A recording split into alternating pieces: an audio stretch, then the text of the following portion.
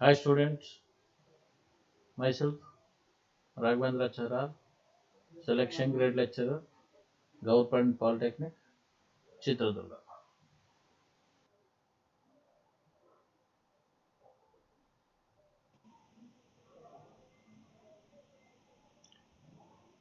Hi student, welcome to the Department of Collegiate and Technical Education.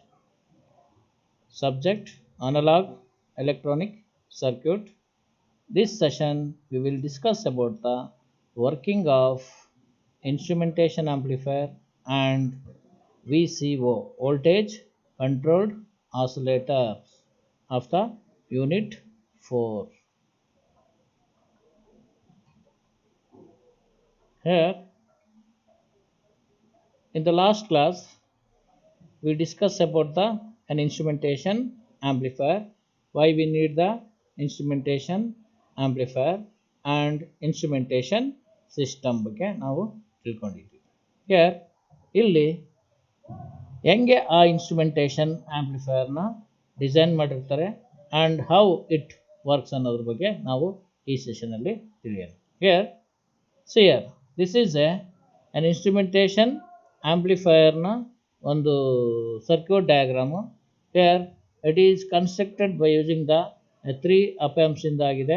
There for this is a most commonly used 3 op amps instrumentation amplifier ಅಂತ ಕರೀತಾರೆ. ಇಲ್ಲಿ A1, A2 and A3 3 op amps are used, in which A1 and A2 amplifiers are the buffer amplifiers.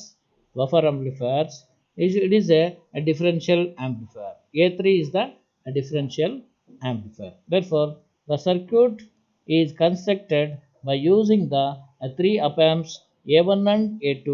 These two amplifiers are used in the as a buffer, and A3 is the a differential amplifier used to amplify the weak signal to a desired gain. So that here the inputs V1 and V2 are the two differential inputs applied to an instrumentation amplifier, so that the A1 and A2 will give the a differential output that will be applied to a, a differential amplifier. It is by using the A3, so that this amplifier will gives the a differential output to a required gain.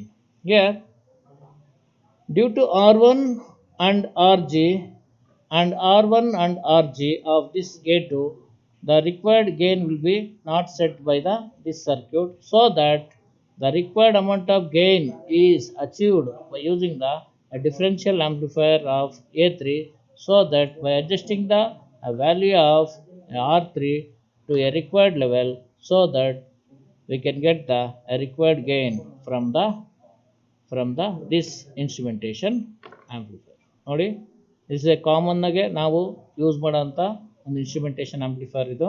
ಇದನ್ನು 3 up amp instrumentation amplifier ಅಂತಲೂ ಕರೀತಾರೆ. ಇಲ್ಲಿ ಏನಾಗುತ್ತೆ, ಏನೇನು ಯಾವ ಇದರಿಂದ design ಆಗಿದೆ ಅಂತಂದರೆ 3 ಅಪ್ ಆಂಪ್ಸ್ನ ಯೂಸ್ ಮಾಡಿದ್ದಾರೆ. A1 ಅಂತ, A2 ಅಂತ ಆ್ಯಂಡ್ A3 ಅಂತ. ಇಲ್ಲಿ A1 ಮತ್ತು A2ನ ಬಫರ್ ಆಗಿ ಯೂಸ್ ಮಾಡ್ತಾರೆ, ಮತ್ತು A3ನ ಡಿಫ್ರೆನ್ಷಿಯಲ್ ಆಂಪ್ಲಿಫೈರ್ ಆಗಿ ಇಲ್ಲಿ ಯೂಸ್ ಮಾಡಿದ್ದಾರೆ. ಈ ಮೂರನ್ನು ಈ ರೀತಿ ಕನೆಕ್ಷನ್ ಮಾಡಿ ನಾವು ವೀಕ್ ಸಿಗ್ನಲ್ನ ಟ್ರಾನ್ಸ್ಡ್ಯೂಸರಿಂದ ಬರೋಂಥ ಔಟ್ಪುಟ್ನ ಇಲ್ಲಿ V1 ಮತ್ತು V2ಗೆ ಕೊಡ್ತೀವಿ. ಈ V1 ಮತ್ತು V2 ಕೊಟ್ಟಾಗ ಆವಾಗ ಈ ಒಂದು ಬಫರ್ ಆಂಪ್ಲಿಫೈರು ರಿಸೀವ್ ಮಾಡಿ ಡಿಫ್ರೆನ್ಷಿಯಲ್ ಔಟ್ಪುಟ್ ಕೊಡುತ್ತೆ. ದಿಸ್ ಡಿಫ್ರೆನ್ಷಿಯಲ್ ಔಟ್ಪುಟ್ನ ಡಿಫ್ರೆನ್ಷಿಯಲ್ ಆಂಪ್ಲಿಫೈರ್ಗೆ ಕೊಟ್ಟಾಗ ದಟ್ ವಿಲ್ ಆವಾಗ ದಿಸ್ ಆಂಪ್ಲಿಫೈರ್ ಔಟ್ಪುಟ್ನ ರಿಕ್ವೈರ್ಡ್ ಲೆವೆಲ್ ಗೇನಿಗೆ ಸೆಟ್ ಮಾಡಿರೋಂಥ ವ್ಯಾಲ್ಯೂ ಆಫ್ R3 ಮುಖಾಂತರ ನಿಮಗೆ ಔಟ್ಪುಟ್ಟು ಬರುತ್ತೆ. It is the working of an instrumentation amplifier. The next topic of this session ಒಳಗೆ that is a phase locked loop. phase locked ಇದನ್ನ general ಆಗಿ PLL ಅಂತಲೂ ಕರೀತಾರೆ. What is A PLL? a PLL or phase locked loop ಅಥವಾ phase locked loop is a control system that generates an output signal whose phase is related to the phase of an input signal. So that PLL ಅಂತ ಏನಂದರೆ ಇದು ಒಂದು control system. ಇದು ಒಂದು ಔಟ್ಪುಟ್ನ generate ಮಾಡುತ್ತೆ. That is ಈ related to the input phase ಯಾವ ರೀತಿ ಇದೆಯೋ ಅದಕ್ಕೆ ತಕ್ಕನಾಗಿ ಔಟ್ಪುಟ್ ಸಿಗ್ನಲ್ನ ಇದೇನು ಮಾಡುತ್ತೆ, ಸಿಗ್ನಲ್ನ ಜನ್ರೇಟ್ ಮಾಡೋವಂಥ ಸಿಸ್ಟಮ್ಮೇ ಫೇಸ್ ಲಾಕ್ಡ್ ಲೂಪ್. ಇಲ್ಲಿ ಫೇಸ್ ಲಾಕ್ಡ್ ಲೂಪ್ನ ನೀವು ಸ್ಟಡಿ ಮಾಡಬೇಕಂದ್ರೆ ಆ ಒಂದು ಫೇಸ್ ಲಾಕ್ಡ್ ಲೂಪ್ನಲ್ಲಿ ಒಂದು ಕೀ ಸರ್ಕ್ಯೂಟ್ ಇರುತ್ತೆ. That is called as a voltage controlled oscillator ಅಥವಾ VCO ಅಂತ ಕರೀತಾರೆ, ಅಥವಾ ಅದನ್ನು ಇನ್ನೊಂದು ಹೆಸರಿಂದನೂ ಕರೀತಾರೆ. That is voltage to frequency converter. The key circuit in the PLL system is the VCO, that is voltage controlled oscillator, or it also called as a voltage to frequency converter. Here a voltage to frequency converter is an oscillator whose frequency is linearly proportional to a control voltage. Here what is a voltage to frequency converter means? A voltage to frequency converter is an oscillator whose frequency is linearly proportional to a control voltage. That means here ನೋಡಿ, voltage to frequency converter ಹೆಸರಲ್ಲೇ ಇದೆ. ಇದೊಂದು ಆಸಿಲೇಟರು. ಇದ್ರ frequency ಹೆಂಗೆ depend ಆಗಿರುತ್ತೆ ಅಂತಂದರೆ linearly ಪ್ರಪೋರ್ಷನಲ್ಲಿ control ವೋಲ್ಟೇಜ್ನ apply ಮಾಡಿರ್ತಾರೆ. ಆ ಕಂಟ್ರೋಲ್ ವೋಲ್ಟೇಜ್ಗೆ ತಕ್ಕ ಹಾಗೆ ಫ್ರೀಕ್ವೆನ್ಸಿನ ಇರುವಂಥ ಆಸಿಲೇಷನ್ಸ್ನ ಜನ್ರೇಟ್ ಮಾಡೋವಂಥ ಇದನ್ನು ವೋಲ್ಟೇಜ್ ಟು ಫ್ರೀಕ್ವೆನ್ಸಿ ಕನ್ವರ್ಟರ್ ಅಂತ ಕರೀತಾರೆ, ಅಥವಾ VCO ಅಂತಲೂ ಇದನ್ನು ಕರೀತಾರೆ, ವೋಲ್ಟೇಜ್ ಕಂಟ್ರೋಲ್ಡ್ ಆಸಿಲೇಟರ್ ಅಂತಲೂ ಕರೀತಾರೆ. ನೋಡಿ, here the voltage to frequency converter circuit. Here voltage to frequency converter ಸರ್ಕ್ಯೂಟ್ನ ಒಂದು ಬ್ಲಾಕ್ ಡಯಾಗ್ರಾಮ್ನ here it shows. It consist of here an integrated circuit ಇರುತ್ತೆ, ಆ್ಯಂಡ್ ಅನಲಾಗ್ ಇನ್ಪುಟ್ ಇರುತ್ತೆ, ಫ್ರೀಕ್ವೆನ್ಸಿ ಸರ್ಕ್ಯೂಟ್ ಔಟ್ಪುಟ್ ಇರುತ್ತೆ, frequency counter ಇರುತ್ತೆ, precision one shot ಇದಿರುತ್ತೆ, precision current source ಈ block ಡಯಾಗ್ರಾಮ್ನಲ್ಲಿ ನಿಮಗೆ ವರ್ಕಿಂಗ್ನಲ್ಲಿ ನೋಡೋಕ್ಕೆ ಸಿಗುತ್ತೆ. ಈ voltage to frequency converter that will generate the output frequency related to the an input voltage. Input ವೋಲ್ಟೇಜ್ಗೆ ತಕ್ಕ ಹಾಗೆ ಔಟ್ಪುಟ್ ಫ್ರೀಕ್ವೆನ್ಸಿನ ಜನ್ರೇಟ್ ಮಾಡೋ ಅಂಥ ಒಂದು ಸರ್ಕ್ಯೂಟ್ನ ವೋಲ್ಟೇಜ್ ಟು ಫ್ರೀಕ್ವೆನ್ಸಿ ಕನ್ವರ್ಟರ್ ಅಂತ ಕರೀತಾರೆ. ಹಿಯರ್ ಇಲ್ಲಿ ಒಂದು ಸರ್ಕ್ಯೂಟ್ ಇದೆ. That will compares the frequency of the output and input ವೋಲ್ಟೇಜ್ಗೆ ತಕ್ಕಂಗೆ ಅದು ಏನು ಮಾಡುತ್ತೆ, ಒಂದು ಸಿಗ್ನಲ್ನ ಜನ್ರೇಟ್ ಮಾಡುತ್ತೆ. That signal is compared with the reference voltage ಆಗಿ ಕನ್ವರ್ಟ್ ಆಗುತ್ತೆ. That is compared with the reference voltage. The reference voltage ಏನಿದೆ that will gives the output that will controls the frequency of the output signal. ಈ output signal ಫ್ರೀಕ್ವೆನ್ಸಿನ control ಮಾಡೋಕ್ಕೆ the output of the this ಇಲ್ಲಿ ಬರುತ್ತೆ. Precision one shot ಮುಖಾಂತರ the frequency of the output control ಮಾಡಿದಾಗ ಆವಾಗ depending upon the input analog input voltage the ಫ್ರೀಕ್ವೆನ್ಸಿನ ನಾವು ಇದು ಮಾಡ್ತೀವಿ. therefore it is a voltage to frequency converter circuit ಅಥವಾ VCO, voltage controlled oscillator. The frequency of the oscillator can be controlled by the input voltage is the voltage to frequency converter or voltage controlled oscillator ಅಂತ ಕರೀತಾರೆ. ನೋಡಿ, ನಾವು today's session ಒಳಗೆ 2 ಟಾಪಿಕ್ನ cover ಮಾಡಿದ್ವಿ. ಒಂದು working of instrumentation ಆ್ಯಂಪ್ಲಿಫೈರು, ಅದ್ರ circuit ಡಯಾಗ್ರಾಮ್ನ ನೋಡಿದ್ವಿ. ಯಾವ ರೀತಿ ಅದು ಹೆಂಗೆ ಡಿಸೈನ್ ಮಾಡಿದರು, ಏನು ಮತ್ತು ಹೆಂಗೆ ವರ್ಕ್ ಮಾಡುತ್ತೆ ಅಂತ ನೋಡಿದ್ವಿ. ನೆಕ್ಸ್ಟ್ ಟಾಪಿಕ್ನಲ್ಲಿ PLL ಅಂದರೆ ಏನು, ಆ PLLನ ಕೀ ಸರ್ಕ್ಯೂಟ್ ಯಾವುದು, ವೋಲ್ಟೇಜ್ ಕಂಟ್ರೋಲ್ ಆಸಿಲೇಟರು, ಆ voltage control oscillator how it works, ಯಾವ ರೀತಿ ವರ್ಕ್ ಆಗುತ್ತೆ, ಅದರ ಬ್ಲಾಕ್ ಡಯಾಗ್ರಾಮ್ ಸ್ಟ್ರಕ್ಚರ್ಸ್ನ ನಾವು ಈ ಒಂದು ಸೆಷನ್ನಲ್ಲಿ ನೋಡಿದ್ವಿ. ಈಗ ನಾವು ಎಲ್ಲಿಗೆ ಬರೋಣ ಅಂತಂದರೆ ಮಲ್ಟಿಪಲ್ ಚಾಯ್ಸ್ ಕ್ವಶನ್ಸ್ಗೆ ಬರೋಣ. ಈ ಮಲ್ಟಿಪಲ್ ಚಾಯ್ಸ್ ಕ್ವಶನ್ಸ್ಗೆ ಬಂದಾಗ ಈ ಒಂದು ಟಾಪಿಕ್ ಮೇಲೆ ಮಲ್ಟಿಪಲ್ ಚಾಯ್ಸ್ ಕ್ವಶನ್ಸ್ಗಳು ಯಾವ್ಯಾವ ಇರ್ತವೆ ಅಂತಂದರೆ ನೋಡಿ, the first question, what are the features of instrumentation amplifier. Instrumentation ಆಂಪ್ಲಿಫೈಯರ್ನ ಫೀಚರ್ಸ್ ಏನು? ಆಪ್ಷನ್ಸ್ ಕೊಟ್ಟಿದ್ದಾನೆ. ಲೋ ನಾಯ್ಸ್ ಇರುತ್ತೆ, ಹೈ ಗೈನ್ ಅಕ್ಯುರೆಸಿ ಇರುತ್ತೆ, ಅದೇ ರೀತಿ low thermal and time drift ಇರುತ್ತೆ. All of the mentioned. ನೀವು ಇನ್ಸ್ಟ್ರುಮೆಂಟೇಷನ್ ಆಂಪ್ಲಿಫೈಯರ್ನ ಸೆಲೆಕ್ಟ್ ಮಾಡಿದಾಗ ನೋಡ್ರಿ, ಅದರೊಳಗೆ ಈ ಮೂರೂ ಇರುತ್ತೆ. ಲೋ ನಾಯ್ಸ್ ಇರುತ್ತೆ, ಹೈ ಗೇನ್ ಅಕ್ಯುರೆಸಿ ಇರುತ್ತೆ, low thermal and time drift ಇರುತ್ತೆ. ದೇರ್ಫೋರ್ ಈ ಒಂದು ಮಲ್ಟಿಪಲ್ ಚಾಯ್ಸ್ ಕ್ವಶನ್ಸ್ಗೆ answer is D, all of the mentioned. ಎಲ್ಲ ಇದನ್ನು ಫೀಚರ್ಸ್ ಇರುತ್ತೆ. ನೋಡಿ ಆನ್ಸರು ಫಸ್ಟ್ ಕ್ವಶನ್ಗೆ ಆನ್ಸರ್ ಈಸ್ ಡಿ ಇದೆ. Therefore next question, instrumentation amplifier are intended for precise low level signal amplification because of the features mentioned. So that first ge answer yadu B. Second question, what instrument is used to amplify output signal of transducer? ಯಾವ ಒಂದು instrument ಟ್ರಾನ್ಸ್ಡ್ಯೂಸರ್ನ ಔಟ್ಪುಟ್ನ amplify ಮಾಡೋಕ್ಕೆ use ಮಾಡ್ತಾರೆ. Okay, ನೀವು instrumentation ಸಿಸ್ಟಮ್ನ block ಡಯಾಗ್ರಾಮ್ನ ಮತ್ತೆ recall ಮಾಡ್ಕೋಬೇಕು. ಅಲ್ಲಿ Peking amplifier, instrumentation amplifier, differential amplifier, bridge amplifier ಅಂತ ಇದೆ. ಈ ಒಂದು ಇದರೊಳಗೆ ಯಾವ ಒಂದು ಇನ್ಸ್ಟ್ರುಮೆಂಟು ಟ್ರಾನ್ಸ್ಡ್ಯೂಸರ್ನ ಔಟ್ಪುಟ್ನ ಆಂಪ್ಲಿಫೈ ಮಾಡುತ್ತೆ? That is here Peking amplifier ಅಲ್ಲ, ಡಿಫ್ರೆನ್ಷಿಯಲ್ ಆಂಪ್ಲಿಫೈಯರ್ನು ಅಲ್ಲ, ಬ್ರಿಡ್ಜ್ ಆಂಪ್ಲಿಫೈಯರು ಅಲ್ಲ. ಅದ್ಯಾವುದು ಆನ್ಸರು?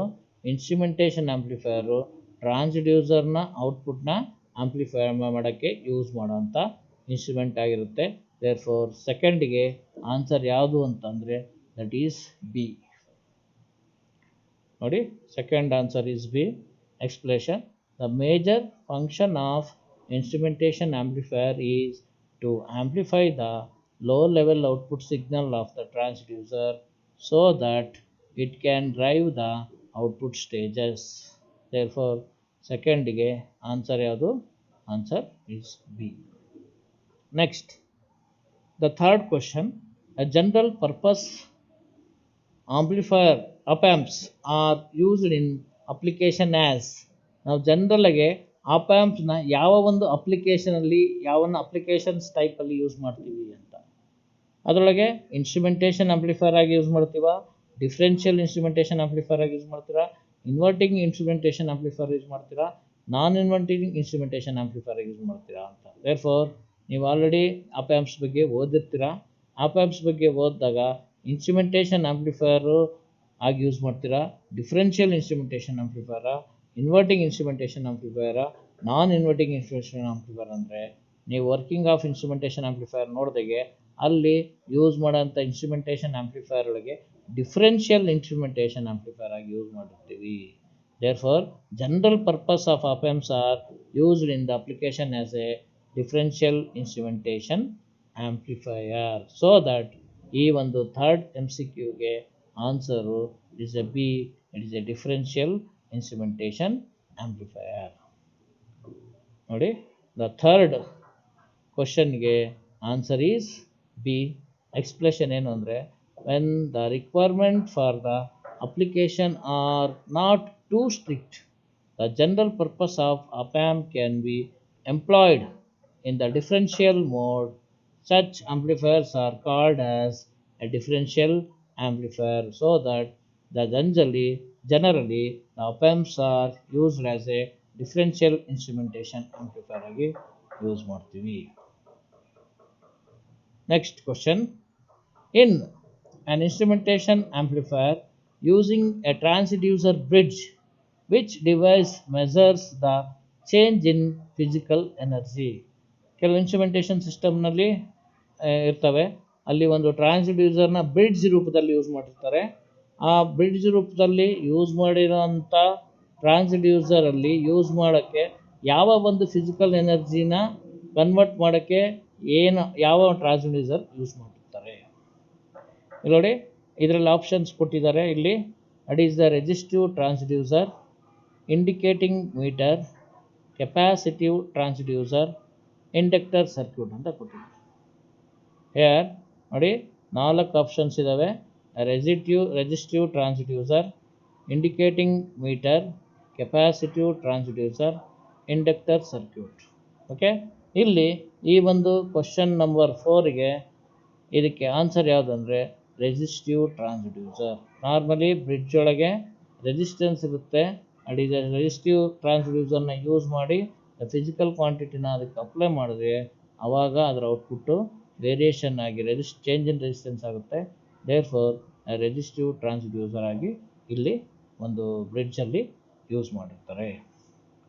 ನೋಡಿ, answer for the question 4 is the A, that is a resistive transducer is used to measure a change in same physical energy which is connected to one arm of the bridge. ಇನ್ನೊಂದು ಆರಮ್ನಲ್ಲಿ ಅಲ್ಲಿ 4 ಆರಮ್ ಇರ್ತವೆ, ಒಂದು ಆರಮ್ನಲ್ಲಿ resistive ಟ್ರಾನ್ಸ್ಡ್ಯೂಸರ್ನ connect ಮಾಡಿ ಅಲ್ಲಿ physical ಎನರ್ಜಿನ apply ಮಾಡಿ ಆ ಒಂದು ಆರಮ್ ಮುಖಾಂತರ ಏನು ಮಾಡ್ತಾರೆ, ಆ ಫಿಸಿಕಲ್ ಪ್ಯಾರಾಮೀಟರ್ನ ಮೆಜರ್ ಮಾಡುತ್ತಾರೆ.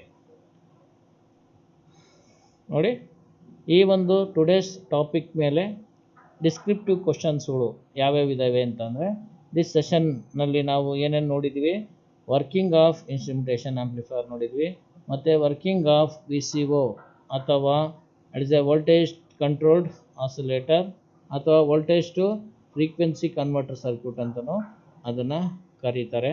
ದೇರ್ ಫಾರ್ ಎಕ್ಸಾಮ್ನಲ್ಲಿ ನಿಮಗೆ ಡಿಸ್ಕ್ರಿಪ್ಟಿವ್ ಕ್ವಶನ್ ಆಗಿ ಈ ಒಂದು ಸೆಷನ್ನ ಟಾಪಿಕ್ಸ್ನಲ್ಲಿ ಮೇಲೆ ಯಾವ ರೀತಿ ಕೇಳ್ತಾರೆ ಅಂತ ಅಂದರೆ, ನೋಡಿ, explain the working of instrumentation amplifier. ಇದಕ್ಕೆ ನೀವು ನೀಟಾದ ಒಂದು ಸರ್ಕ್ಯೂಟ್ ಡಯಾಗ್ರಾಮ್ನ ಬರೆದುಬಿಟ್ಟು 3 ಅಪ್ ಆ್ಯಂಪ್ ಇನ್ಸ್ಟ್ರುಮೆಂಟೇಷನ್ ಆಂಪ್ಲಿಫೈಯರ್ ಬರೀಬೇಕು. ಅದರೊಳಗೆ ನೀಟಾಗಿ ಬರೆದಾದ್ಮೇಲೆ ಅದಕ್ಕೆ ತಕ್ಕಂಗೆ ಎಕ್ಸ್ಪ್ಲನೇಷನ್ ಕೊಡಬೇಕು.